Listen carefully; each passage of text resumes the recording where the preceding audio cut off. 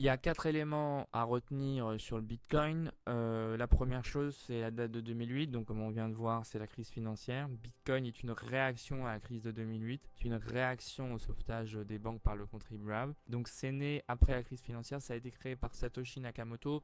Donc, Satoshi Nakamoto, pour être clair, c'est un nom de scène, hein, c'est un nom d'emprunt. Évidemment, la personne ne s'appelait pas Satoshi Nakamoto. C'est un pseudo.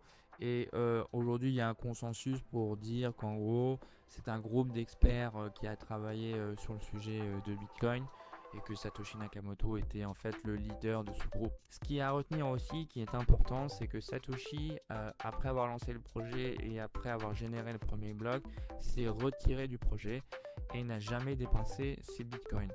Et ça, c'est très très important en fait pour deux raisons. C'est très important au niveau du storytelling, hein, pour dire au niveau de la mythologie Bitcoin, de dire ce gars s'est retiré du projet, c'est magnifique, il a jamais dépensé ses bitcoins. Mais surtout, c'est important au niveau des valeurs core de Bitcoin. C'est-à-dire que c'est un projet décentralisé.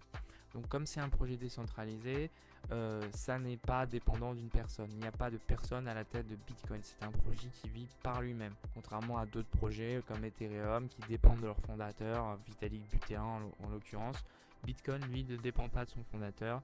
C'est un projet décentralisé, c'est un projet sans tête, c'est un projet qui vit par lui-même, qui a des mécanismes d'autorégulation qui lui permettent de survivre. Et c'est ce qui fait toute la beauté en réalité de ce projet. Voilà. Donc Bitcoin, c'est la première crypto-monnaie décentralisée sans banque ni autorité centrale. On reviendra plus tard sur ce qui est décentralisé, mais il faut retenir qu'en fait c'est sans intermédiaire. C'est-à-dire qu'aujourd'hui Bitcoin c'est un peer-to-peer système sans intermédiaire.